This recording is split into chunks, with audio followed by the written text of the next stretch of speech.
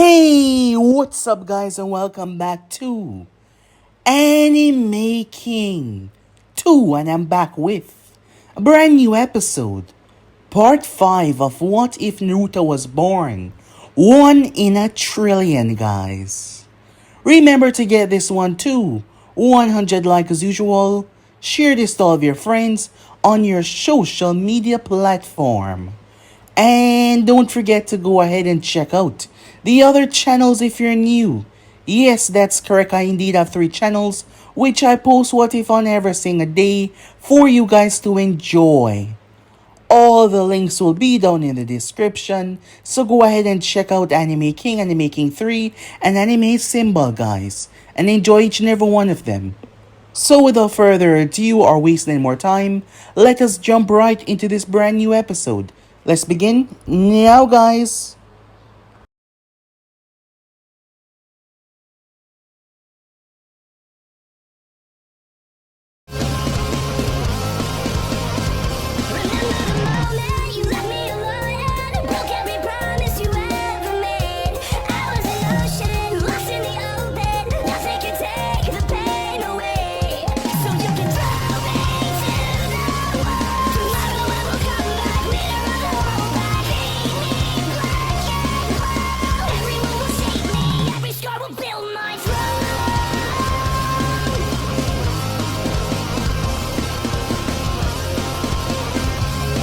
So, to do a bit of a recap for the last part that we left off, Hiruzen questioned Naruto on where the Nine Tail was.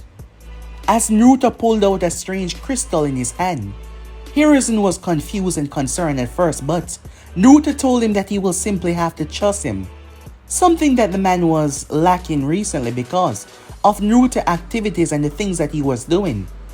However, Hiruzen decided to put his trust in Naruto, and with that, he found himself in a different world entirely.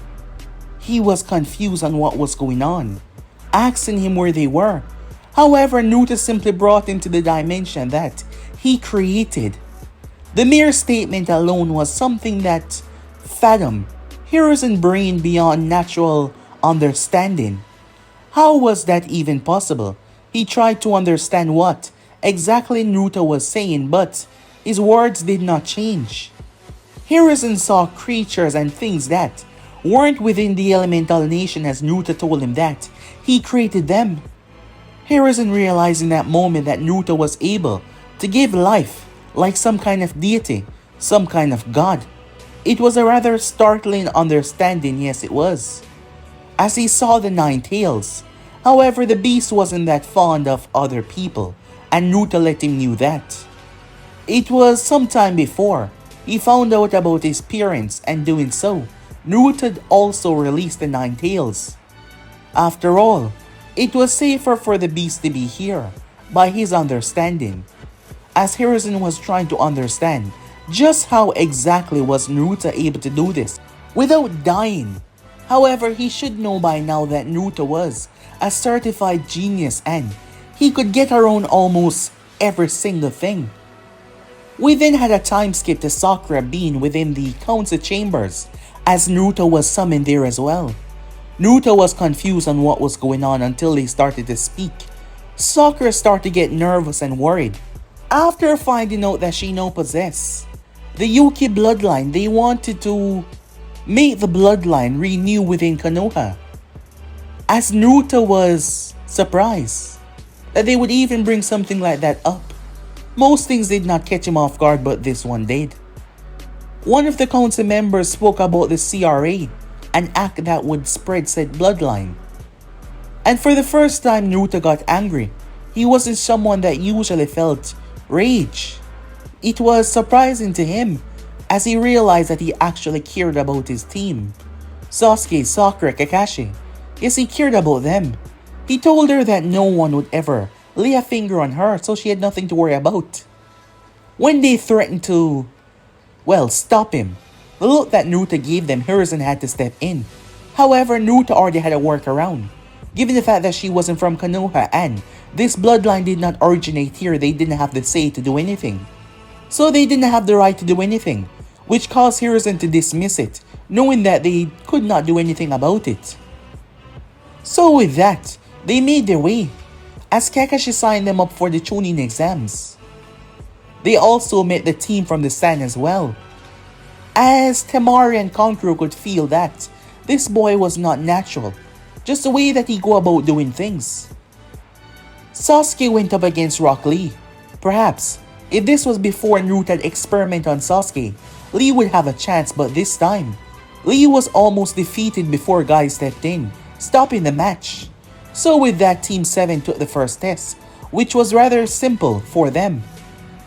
As Naruto reunited with Anko, who was delighted to see him, Anko was able to learn more about herself.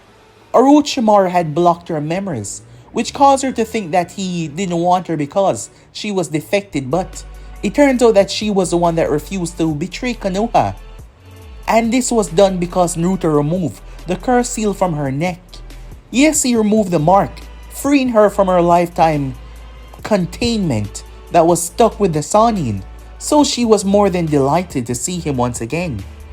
So with that, Team 7 made their way.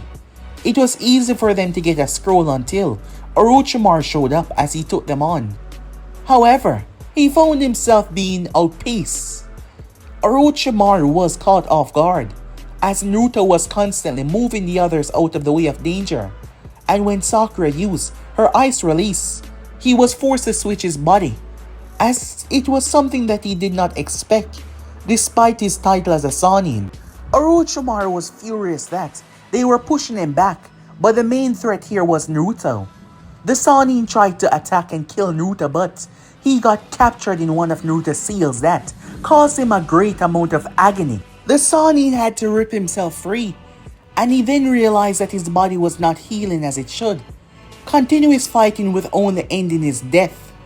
He was angered, beyond pissed off, as Naruto was, purposely not trying to kill him for whatever reason, and that pushed him to unbelievable rage. But in the end though, he fled, leaving the team there, unharmed. So yeah guys, basically let's left off, you guys can switch across to play check of yourself. So yeah, without further ado, wasting any more time, let's jump right into it. Let's begin now guys. We begin this new episode with Team 7, as Sakura asks the team, should we tell someone about what happened in the forest? It wouldn't change anything, said Naruto. Orochimaru left the forest after our battle. The damage that I inflicted on him, it will take some time for him to recover, so there's no need for us to be in a rush. We can wait until the exam is over, he said, as they made their way, walking into the second phase.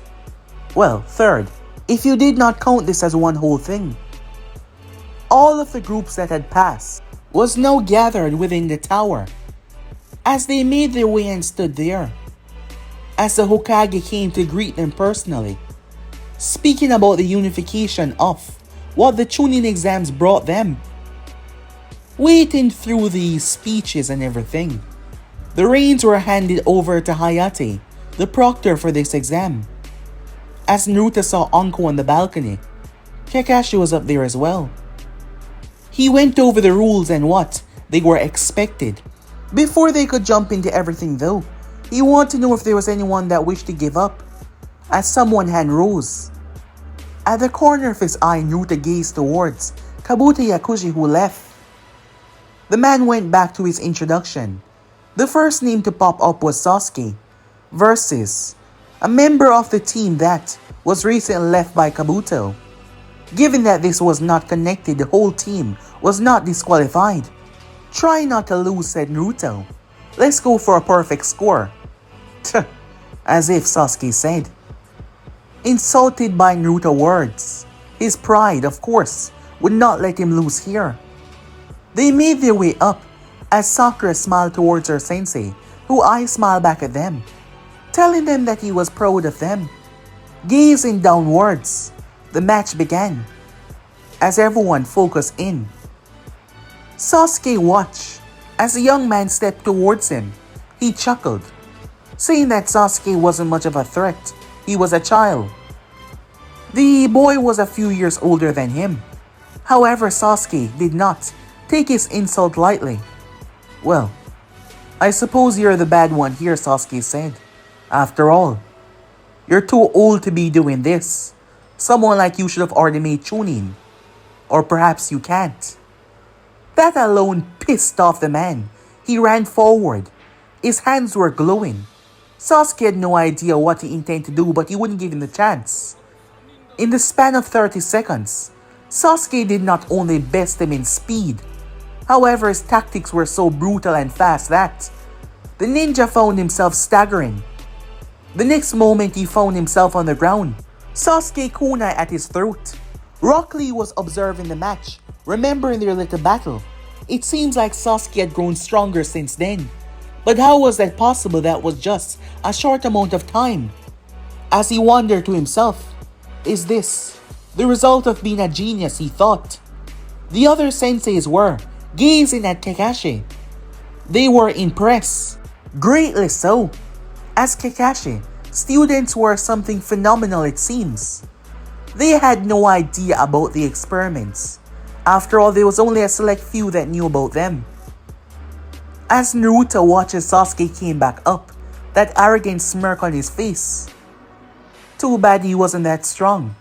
So you can't really boast," said Naruto. Sasuke wanted to say something, but he kept his words to himself, knowing that Naruto was right. However, he turned back with that same smirk on his face. "You will know when you and I fight in the finals." "Ah, pretty bold of you to believe that you will be my opponent." "You just watch and see," Sasuke said. As the other matches took place, Naruto was disinterested in majority of them. They did not give him anything to look forward to, as the members here were not exactly on his level. His gaze looked over towards the Sand Ninja though, when Sakura's name was called. Her opponent was Ino Yamanaka. Ino made her way down there, believing that she had this one in the bag. The two hadn't had much time to even discuss anything given their erratic schedule. So most of Sakura's new advancements were something that Ino wasn't aware of. As they stood down there, Ino smirked. Well, forehead," she said. "It seems like fate has destined us to fight here, and for you to lose against me, to once and for all prove that I am the superior one between us," in front of Sasuke's eyes. Sakura simply chuckled, caught Ino off guard, as she had immediately expected a retort. Sakura looked amused if anything. Ino was confused, so she went for Sakura's hair. "What is that? A bold fashion statement. I gotta say, it doesn't suit you." Given the patch of white that now flockled in Sakura's hair because of the experiments. However, Sakura's smile simply increased, which was creeping Ino out. But Sakura was simply amused, remembering a lot from the past, remembering Ino besting her in taijutsu alone. After all, she had clan training, so yes. As the match was given the go-ahead, everyone expected a drawn-out match between the two, expecting their levels to be the same. What they weren't expecting was for Sakura to move with speeds that a normal genin should not possess. Ino tried to back away as she pulled 3 kunais and threw them. However, something happened. Sakura grabbed them with her bare hands, which was confusing as she stepped into Ino's guard. Ino didn't even have time to perform her hand sign. Wait, no! Boom! One punch that planted within Ino's stomach. Her eyes widened as she was launched. She slammed into the wall as she fell to the ground twitching, looking up, her hair all frazzled, looking terrified and in pain as Sakura stood above her, pointing her own kunai down towards her. Ino noticed a strange, frozen mark on the kunai, but did not question it though, as there was nothing else that she could do. The proctor called the match. Once again, all eyes was on Kakashi, surprised by his students' growth. They were beyond impressed. Asuma was taken aback shocked how easily Ino was taken out. It seems like Sakura wasn't a pushover after all. Lee started to make a fuss, saying that he didn't even want to go down there. However, it was his form of tricking the machine, so that his match would come next, and it did. He saw the name popped up, as Naruto gazed up to see his name. The two made their way down there. As they arrived face to face, the proctor asked them if they were ready. They were given the go-ahead. From my recollection, said Naruto, you did not fear that well against Sasuke. I think it is best if you give up. As Lee chuckled slightly, I appreciate you thinking about my health. However, there's no need to worry about my well-being, said Lee. As he dropped into his stance, Naruto did not move as he put his hands behind his back, observing Lee's footing. Have to say, for someone so young, you've truly relished in the art of taijutsu. Your stance is a bit loose, but still impressive for someone your age. As Naruto was scrutinizing every single thing about Lee's stance, Lee was watching Naruto as Naruto circled him. Something was off though. Lee just could not put his finger on it. He wanted to attack, but he was not seeing a single opening. At the same time Naruto was walking so loosely, there should be one, but each step that he took, there seemed to be a counterweight that stopped Lee from moving because that opening was blocked almost instantaneously. As he was trying to wrap his head around what exactly was going on. Having enough of what was going on, Lee charged straight in, throwing a punch directly towards Naruto. As it was a fake though, as he really went for the right, not the left. However, Naruto caught his wrist. Everyone was caught off guard by that, especially Tenten and Neji as well. They knew about Lee's speed and his strength as well. Guy gazed over towards Kakashi as he calmly made his way. Well, Kakashi, he said, throwing his arm over Kakashi's shoulder. It seems that both our students are going at it, bathing in the springtime of their youth. Which one do you believe will have more spring to shine out of their youth? Guy was waiting for a response, as Kakashi took a full 10 seconds to turn. Did you say something, Guy? Causing the man to lose his cool. Curse you and your hip attitude, Kakashi, he said. As they gazed back downwards, Lee jumped away, looking at his wrist. He was caught off guard by the smallest amount of effort that Naruto used to catch his fist. That won't be enough to defeat me. However, I know that you have more at your disposal. Why don't you show me, said Naruto. Lee dashed as he started speed around Naruto. He's fast, many of the others thought.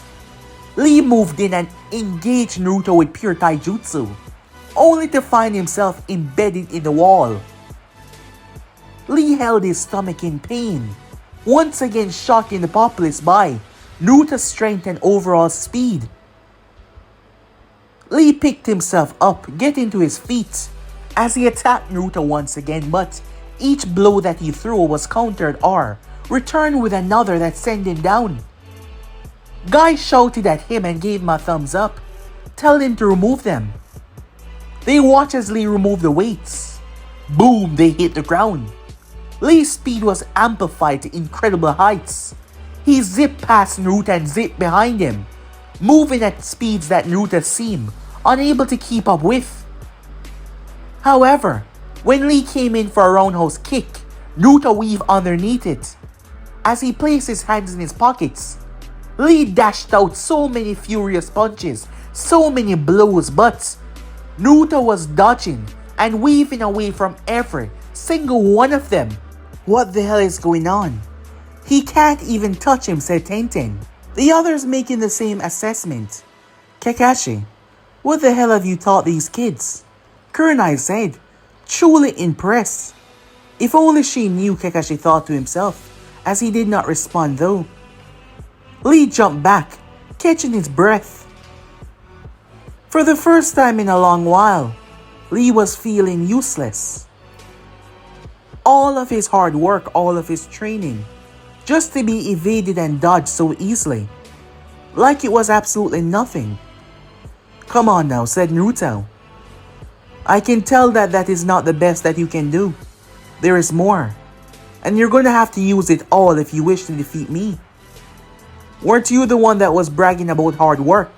Show me all of that hard work that you've put in, Naruto said.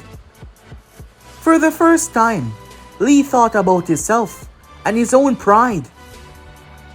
As he went beyond the limits, he crossed his arms. His pride was on the stake here, his chance to prove that hard work. It was there. Hard work was the best one to go through, because those that went through it truly understand the meaning of strength. As countless times he remembered kicking that damn post, training, being embarrassed saying that he couldn't use ninjutsu, genjutsu, none of the others except for one. Lee started to throw himself into his power as he opened up the gates. The people were shocked by that, as the amount of power that he was accumulating was cracking the ground and shaking the place slightly. He went first, second, third, fourth, and then the fifth. His power skyrocketed to unbelievable levels. Not holding anything back, Lee sped off with so much force the ground shattered. His fists slammed into Naruto's face. However, Lee did not stop there. He surpassed the speed that he hit Naruto with and kicked him into the sky. He then kicked him down back to the ground. He zipped around like a ball, hitting Naruto in a perfect circle around and around and around and around. Lee pulled him back before dropping his fist within Naruto's guts, causing Naruto to spiral down to the ground. Boom! It was over. Lee landed, still surging with that unbelievable power. The spectators were shocked.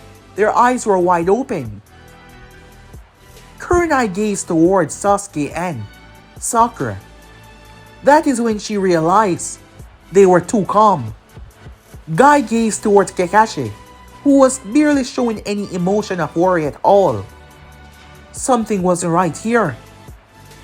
As the smoke cleared, Naruto was lying there, Lee believing that it was over until Naruto started to get to his feet. Man, that hurt, said Naruto as he started to stretch. Well, I guess it was my fault for standing in the way. I suppose I just wanted to see how strong you truly were. And I have to say, you deserve all the praise. After all, you lack the necessity to use ninjutsu or genjutsu. So you mainly focus on taijutsu, which is what makes you special. So if anything, you should never doubt yourself. I have to give you props where props are deserved. I mean, look what you have accomplished just by training hard. Now I understand your obsession with trying to prove why hard work is better. However, just because someone is born a genius doesn't mean that they don't train hard as well. Well, in certain cases.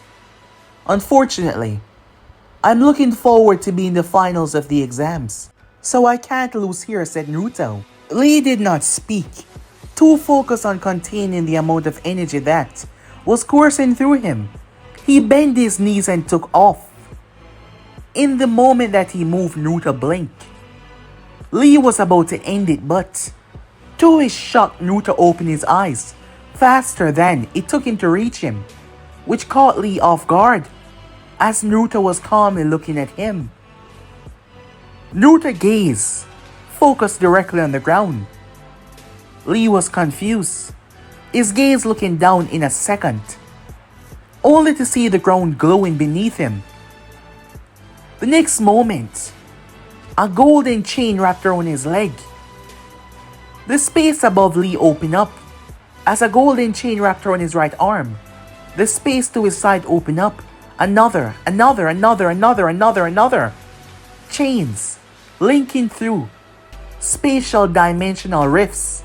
They bound Lee where he stood, wrapping around him. It was one long chain that went through so many rifts. It seems like it was multiple, but it was one. They bound him at different angles.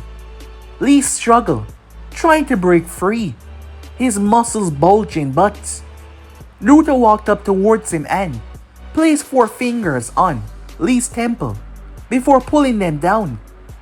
He then placed his hand in Lee's stomach and pulled it back. The next moment, Lee seemed to go into withdrawal. His body seemed to be defusing.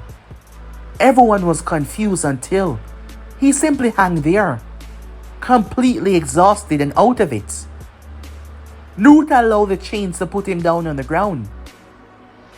As Guy jumped down, Naruto released him. "Don't worry, he'll be just fine," said Naruto.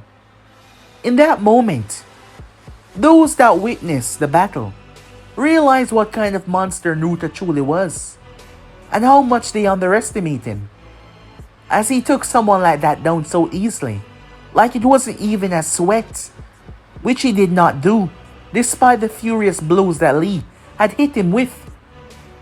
Now more than ever, all of the Jonins were shocked by the skills and durability that Naruto possessed. As the rest of the matches went by, when they finally came to an end, everyone was given a number to pick. Naruto got number 3. His opponent would be Neji Hyuga. Sasuke was going up against Gaara, and Sakura was going up against Temari. It was a San Kunoichi that took down Tenten so easily, blowing away all of her weapons. However, Sakura was immensely smart, as she was not anywhere close to using anything close to her full power. She did not even release her bloodline. So yes, no one would know about that, not even your opponent. The rest of the matches were set, and they were given 1 month. Time skip. What? Hiruzen said, caught off guard by the news, having no idea that Orochimaru targeted them. Anko had found the faceless ninjas, believing that Orochimaru was here, but there was no sign of him. When Naruto told the man that he had Orochimaru running away, Hiruzen did not doubt much of what Naruto had to say. He wasn't sure about Naruto's physical stature. He's never actually seen Naruto fight before, hand to hand, not even against Lee. He did not go into a berserk state of fighting. He used his mind and tactics. So yes, there was a good chance that Naruto was able to run Orochimaru off, given how far he has reached and excelled within the art of Fuinjutsu. So there was a high chance that Naruto could make Orochimaru run away, given what Hiruzen had seen so far. So that now was a greater threat to focus on, given how insightful and smart Naruto was. He asked him if he knew why the Sannin was there. As Naruto gave him the answer, he was there for Sasuke, most likely to brand him with a mark that would essentially allow him to take over Sasuke's body. Hiruzen narrowed his gaze towards Naruto. "How do you know all of that?" he said. "It is simple. You remember that time that I asked you about him and why he left the village? And you told me about his thirst, his desire for strength. The moment I saw him, I saw the way he looked at the Sharingan. He had this interest, this overwhelming sensation of lust towards the eyes. He saw them as a gift from the heavens. I was able to see that through the expressions that came across his face for the few seconds when we first locked eyes. And his first intended target was to bite Sasuke. However, we prevented that at all possible costs. So yes, I believe that his desire is to take over Sasuke's body. And in doing so, he wants to use his body, the Sharingan, and the Uchiha blood to ensure that he doesn't have to be limited by the natural human state of understanding abilities, knowing jutsus. I fought him and I saw what he was able to do, leaving his human shell, allowing himself to recover pretty easily. And after my earlier examination of Uncle Curse Mark, there is no doubt in my mind that is what he desired to do. So you're saying that he intended to brand Sasuke with the same mark that he gave to Uncle? No, I don't think that is the case. The mark that was given to Uncle wasn't anywhere near completion. However, given the amount of time that has passed, I'm afraid that he has completed it. If he has, if the worst come to fall, will you be able to remove it? Of course I will, said Naruto.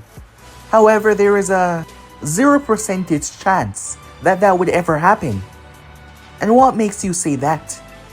I've already set precautions so it cannot. You have? How so? Remember, you have to keep in mind that when it comes to Fuinjutsu, absolutely no one know better than me, said Naruto. Absolutely no one. Hiruzen immediately understood what Naruto was trying to say. However, now for the month off, Hiruzen moved on to another topic. While Orochimaru was still a danger, and they had to prepare, there was someone coming into the village. Someone that Naruto had to meet. Time skip. I'm just saying, for someone that claimed to be a seal master, your work has not reached the level of professional for you to be claiming that title. As Naruto was standing in front of none other than Jiraiya of the Sannin, the man tilted his head looking at the boy. What? What exactly are you trying to say? The Sannin said, looking down at Naruto. This was the man that Hiruzen wanted Naruto to meet. It was Jiraiya of the Sannin. Naruto found the man at the hot springs, where he proceeded to make the man fall within the ladies section, perhaps for his own humor and to see the man's reaction. Upon pulling himself out, Naruto revealed that he knew everything. However, Jiraiya wasn't too surprised, having spoken to Hiruzen already, and he was in quite the shock to hear what Hiruzen had to say about Naruto. As things that weren't supposed to be possible, this kid turned impossible into reality.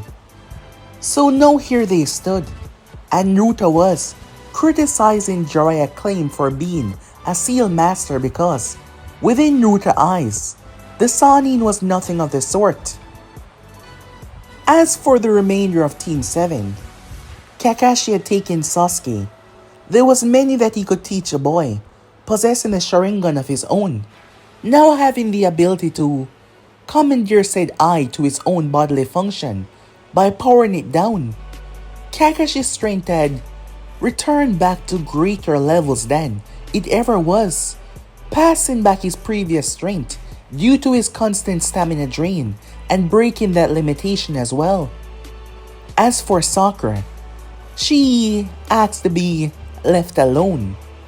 Naruto had given her the remainder of the scrolls, already given her so much by altering her DNA. She wanted to prove to herself that she can do this on her own. As she took the remainder of the scrolls, so far over the months that she's been training, she's excelled beyond anyone understanding, as her progress of growth was insane given where she started from.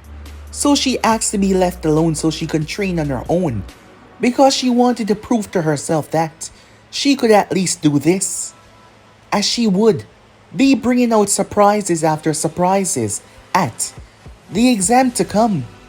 So they respected her wishes as Sakura went off to train.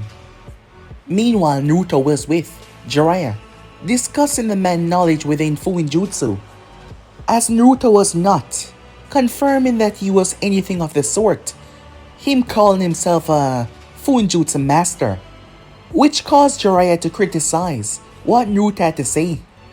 However, being the kind of person that he was, Naruto decided to put a little example on the play. The Sannin watched curiously as Naruto stood in the open field. Jiraiya simply waited, wondering what the kid was going to do to so-called blow his mind, to show him that his level of understanding was nothing compared to his. Being a man that has studied the art for some time now, given that he was in his 50s, Jiraiya felt a bit insulted. Despite what Hiruzen had to say about Naruto's intellect, he wanted to see with his own eyes. Jiraiya was confused as Naruto began. Whatever he was doing, his hand signs were not a part of the traditional hand sign movements. The Sannin was getting more and more confused as Naruto's hands start to radiate an unknown source of energy, because that was definitely not chakra. The hand signs that he went through was nothing Jiraiya has ever seen before. The next moment, a golden rift simply appeared in mid-air. The Sannin made his way closer. "What the hell is that?" he said.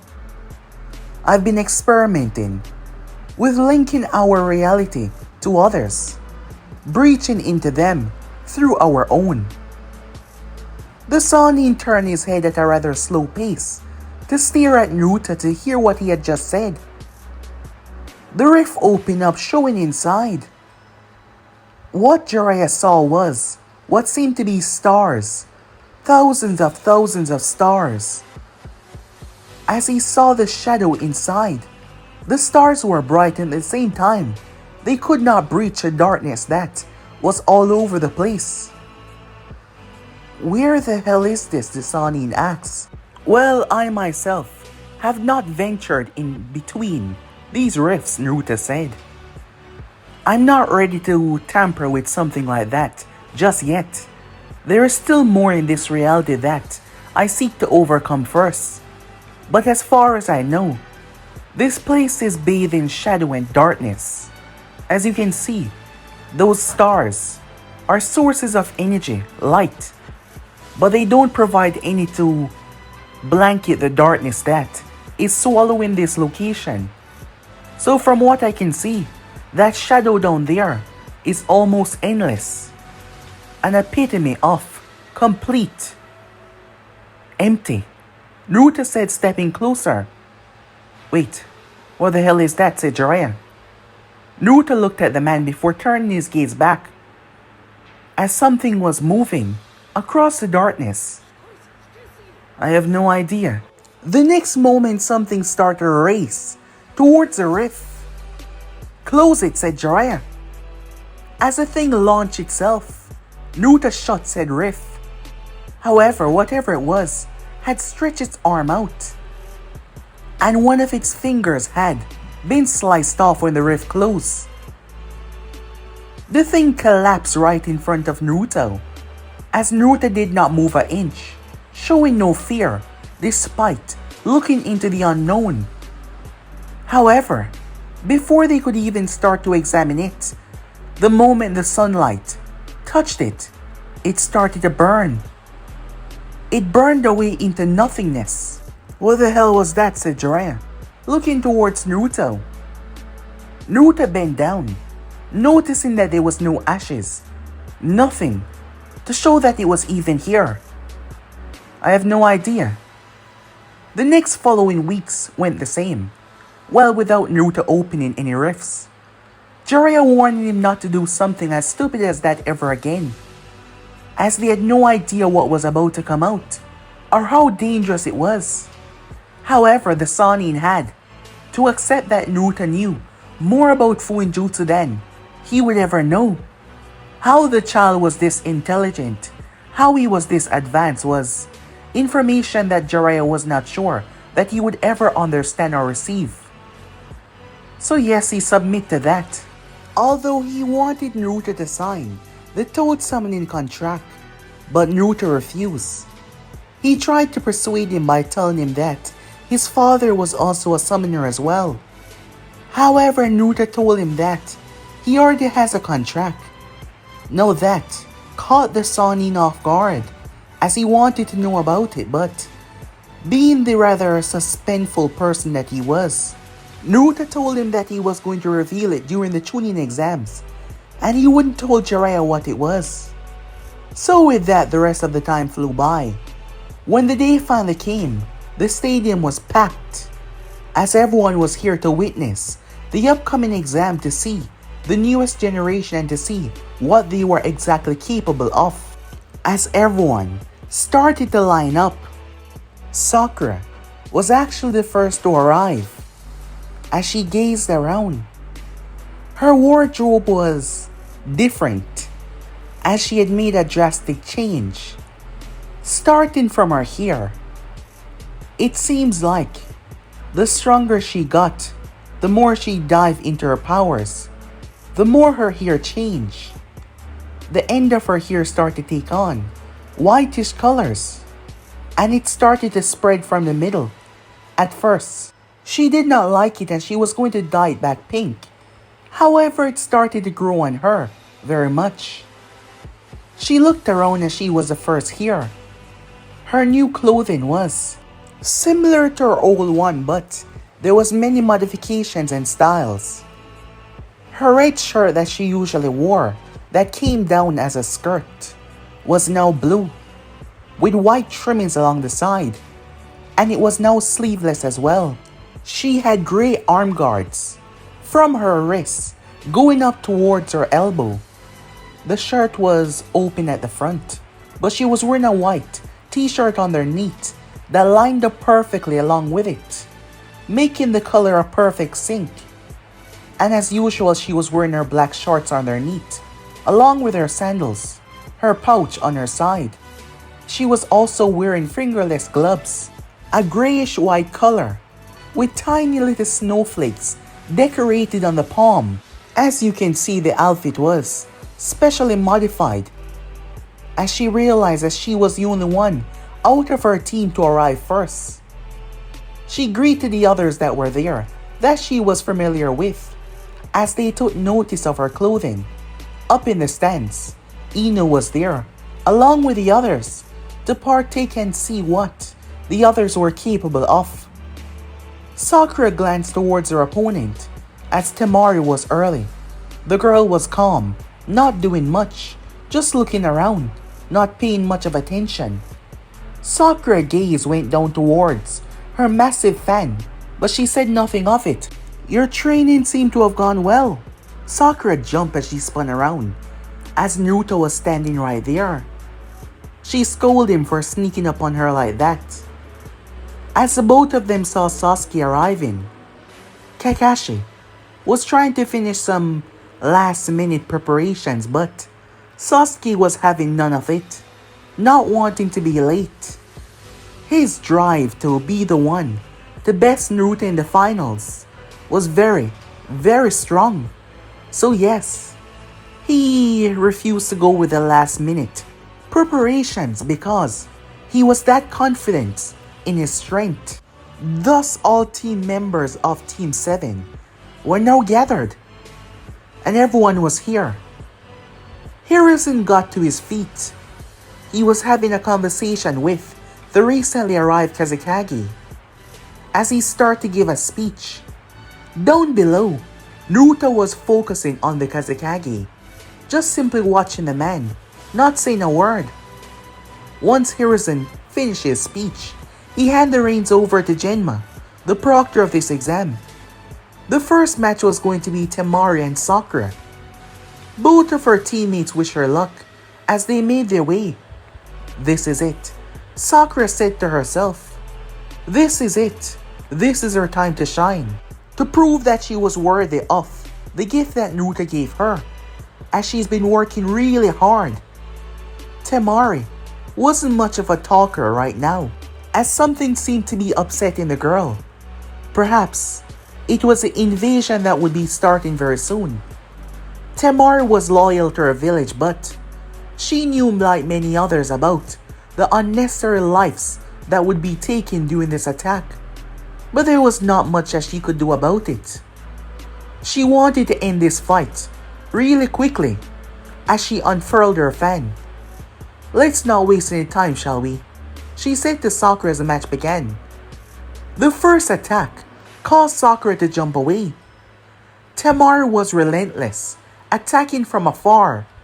However, Sakura was showing a tremendous amount of speed, moving away from the attacks by clearing large distances with her jumps or her running. The people in the audience was quite surprised, giving Sakura lineage leading back to nothing but civilian people It was, yes, very surprising. After all, Temari was the daughter of the Kazekage. Having enough of this, Temari revealed the third moon on her fan. As she started to let loose, the attacks were far more powerful, as Sakura tried to evade, but she got caught up in one. Temari jumped to the wall as she flicked off, using her fan as a glider. It was over. Opening up to the fourth moon, she released a powerful wind attack that swept Sakura off her feet. Sakura was caught up as she was being shredded when suddenly her body cracked and burst into shards of ice. Many were confused by this, so was Temari. Temari spun as Sakura was inches away from reaching her fist inches away from her. Temari was caught off guard, a shocked look on her face. However, she released her chakra that she was using to stick on the fan, allowing her body to drop, dodging Sakura's fist as she pulled her fan down. Now that Sakura was in mid-air suspended, Temari swing her fan with the fifth moon, releasing that terrible gust. However, Sakura went through hand sign. Ice release, she said. Unholy frost. Both Naruto and Sasuke was watching the match carefully.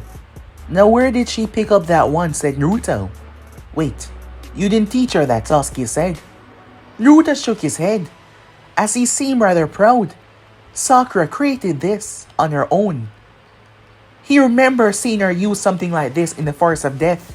It seems like she perfected it, releasing a fog-like substance from her mouth. Everyone was shocked when she froze the goddamn wind attack. Yes, you heard that right. She froze it, as she proceeded to land on it, before jumping off. She then brought her fist down and shattered it. As Naruto could feel and see the accumulation of chakra in her blows. To think that she was able to accumulate so much perfection in such a short amount of time.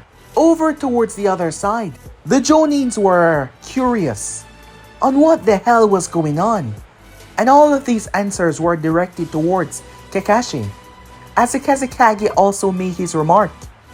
Harrison was rather stingy about the information though. However, the Kazekage wasn't about to pester him on that. Temari landed. What the hell was that, she said, having not seen any of that within the preliminaries. A good thing too. Sakura was about to end it as she came down. The whole ground started to freeze over as massive spikes rain outwards. Temari pumped her chakra out and swing, destroying the spikes as both girls went at it, moving across the arena using their long-range technique, trying to outpace one another. Sakura continuously growth in her chakra expansion was causing her to outpace Temari, as she didn't seem to be slowing down as much as Temari. Having enough of this, Temari summoned a weasel with two sickles in his hand, as he was attached to her fan, using one of her strongest techniques, knowing that she would simply deplete her chakra against this girl if she continuously went up against her. However, Sakura did not move as a powerful gust, filled with blades and slicing of the weasel, raced towards her. Sakura then started to release steam from her body, but it was not steam, it was coal. It slowly and quickly at the same time gathered around her, because while on the inside it was slow, on the outside it was fast. Everyone watched as Temari technique ripped down on her, as it was about to tear the entire place asunder, and it did. However, the effects were not as strong as everyone believed they would be. Even Temari noticed that. The area around Sakura was destroyed, but the small radius right at the center was not. Sakura had accumulated and dropped the temperature so much that she was able to freeze everything around her. The weasel, the attack, every single thing around her in a radius. Naruto stood where he was, looking like a proud father looking down towards their children. as he was impressed by her self-growth. However, her doing this, there was many avenues for evolving into something much greater. Naruto wanted to tell her about the potential of doing something like this, but he figured that it was best that she learn it on her own. However, he never expected her to do it so quickly though, as he saw that she was having a hard time breathing though, as she had slowed her heart rate down so much. It seems like she hadn't worked out all the kinks. No, he was wrong. Naruto thought as he looked down. As Temari was about to move, something erupted from the ground. Temari was stuck. Massive ice pillars. They did not impale, they wrapped around her arms.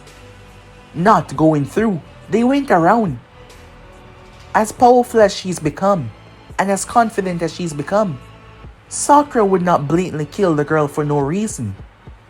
Temari felt the cold wrapped around her, confused and worried at the same time. What the hell? She couldn't move.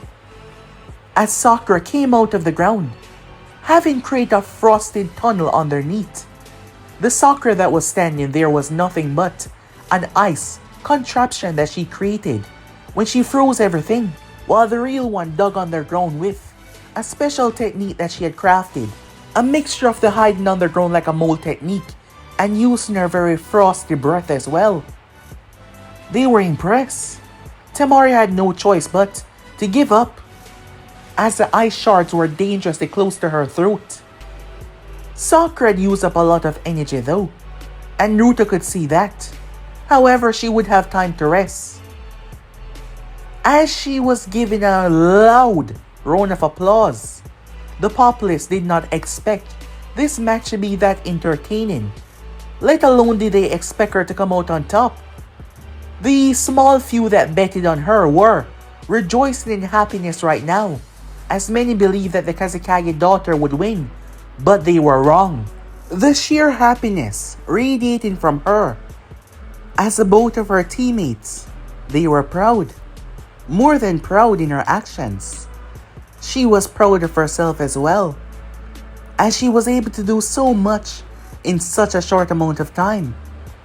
Once everything was ready, Naruto was called. As he made his way down there, they gave him the same good luck. However, Sasuke told him that he better not lose. Sakura cheered him on, despite knowing that was not needed, as Naruto would win. There was no doubt about that. Making his way down there, Neji had a lot on his mind. Unlike many, Neji saw what Naruto did to Lee. When Lee was caught up in those chains, Naruto had hit him certain amount of times, but it seems like his hit had simply knocked Lee out. But Neji truly saw what happened though. Naruto was able to send his chakra within Lee's body, similar to what the Hyugas did, and simply allow his body to close the gates. He forcefully closed Lee's gates without causing any damage. For someone to have that level of control, well, he shouldn't have it. That has been on Neji's mind for the longest time now, trying to understand how he had possibly done that. So yes, here they were, and it was time. It was time that he finally put an end to this match. This match that he was fated to win. Standing face to face, as the proctor gave them the go-ahead, Neji told Naruto that he would not win. He was fated to win this match after all. Naruto stood there for about 10 seconds without a word, simply observing him. Well, if I'm going to lose, can I ask you a question? Neji narrowed his gaze. Fine. I suppose you're entitled to one. Are you jealous of Hinata? Said Naruto. That question alone triggered Neji. Naruto was perfect at pushing people buttons, simply from observing their facial features. By the time he was finished, Neji was cursing. He ripped off his headband, showing Naruto his curse mark. The mark that would forever curse him to be a slave to the main house. Immediately, Naruto already knew how to remove it, but if he were to do so, he supposed there would be a lot of internal war within the Hyuga. So he decided to leave it alone. After all, it wasn't his problem. He was curious about this one though. He found out that he liked to see people and see how far they could reach. Neji. He was a prodigy, very special. He had a lot of growth, so Naruto decided to use it against him, allowing Neji to pour his heart out. Naruto gazed over towards Hayashi Hyuga. Naruto was fully aware of what the problem was. After all, information wasn't hard to get, and he knew a lot, things that he should not. Neji tried to strike Naruto as a match, got back on track however, just like what happened with Lee. The people were confused. There is no way to fight a Hyuga hand to hand, but somehow Naruto was standing in the same radius as Neji and fighting him. But he was not fighting, he was dodging. Neji started to get frustrated, to the point that he started to lose rational thought. He did the rotation because Naruto was close enough. As the chakra was about to gather though, Naruto went through hand sign and he deactivated the area that stood in front of him. Neji was confused, it didn't matter how much he spun. The gap just would not fill. Naruto backhanded Neji through the dome of chakra, sending him into the wall. Many were shocked by his strength, having witnessed what happened in the preliminaries. They believed that he wasn't physically strong. That is why he took Lee down the way he did. Even Lee, who was watching it, was caught off guard by it. Neji got back up. He tried to use the 64 palms on Naruto, but even that proved to be a waste of time, as Naruto mimicked Neji's actions, but not in the way that he did. With each strikes, Naruto punched his fists, immediately cancelling out the force, reducing his chakra flow back to him. Neji found himself getting tired. He started to use weapons, but even that proved to be useless. What the hell is going on? Is that boy always been that powerful? Many people started to whisper, trying to understand. Was he always that strong? Fighting a prodigy, the Hyuga prodigy like that. The Hyugas were surprised as well. I can't believe it. Hanabi, who stood alongside her father, said. Hinata, who stood in the crowd, watched as Naruto was humiliating Neji. Neji collapsed down to his hands and knees. He was exhausted, giving it everything that he got. However, throughout the whole goddamn match, he failed to land one blow. Naruto walked over and stood right beside him. Don't worry, you're not weak. You see, I was born with intellect that was so vast. No one on this planet can rival it. And soon enough, no one in existence will be able to. Because I constantly grow, I constantly evolve, I constantly become better. And this body of mine, it's unique.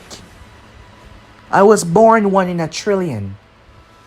The understanding of what that even means is, well, it's hard to fathom in mere words, but I'm strong, extremely so, vastly stronger than you. So don't be ashamed because your strength is great. And if you continue to go down this path, I see great things in your future. But you should know something. There is no such thing as fate. Even if they were, I constantly defy fate every single day by turning impossible tasks into simple reality. I break fate on countless occasions. So even if there's a chance of you defying your own fate. After all, you're not the only one that was born with a curse. I too was born with a curse, but I never saw it as such. But that does not matter now. Naruto said, looking down towards him. But I can say this with confidence. You can be much, much greater than what you are right now. However, it's up to you, said Naruto. as he hit Neji, so fast that the populace did barely even see. The ninjas did though. Neji collapsed unconscious on the ground as he was taken away. The people were silent until they started to cheer. They had to give him his cheers. He outpaced a Hyuga like it was nothing. So yes, they clapped for him. Many, realizing just how much they've underestimated Naruto. Making his way back up, Sasuke still seemed rather confident in believing that he could best Naruto.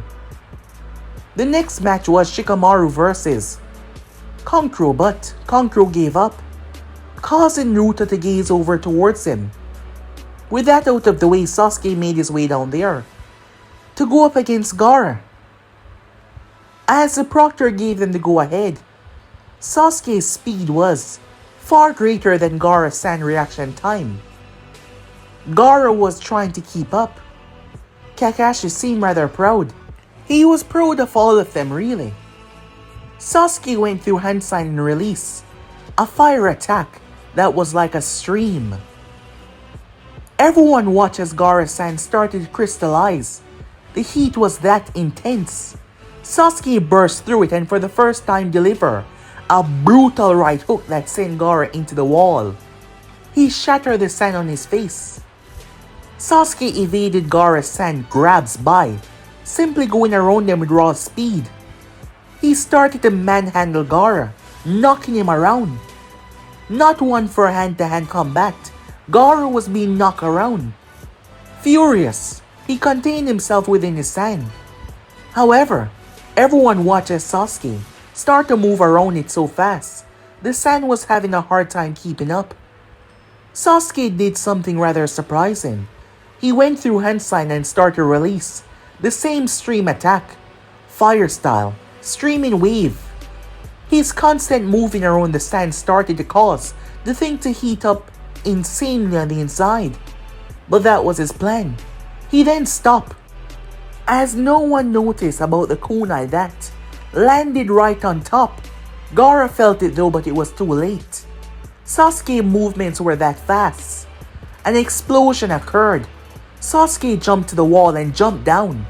Seeing an opening, he delivered a brutal kick that knocked Gaara out of his own protection.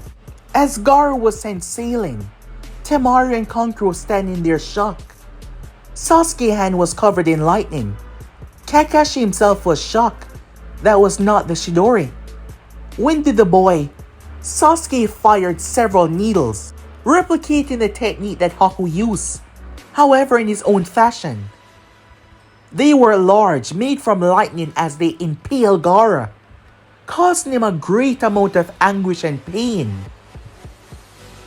For the first time, Gaara saw his blood, and he lost it. That was when the signal was given, as chaos started to reign over Konoha. Naruto watched as the invasion started to happen. Sakura snapped her gaze towards him. What's going on? As she saw Naruto smile. However, this was a rather unusual smile. He didn't seem to be only happy. He seemed to be overjoyed. Like there was something on his mind. Something that he was happy to finally fulfilled. And she was correct. But guys, be and subscribe right here. If you want to see next person do, like, subscribe, comment down below, and turn on that bell notification to stay posted. But I'm out for now. See you guys soon. Peace.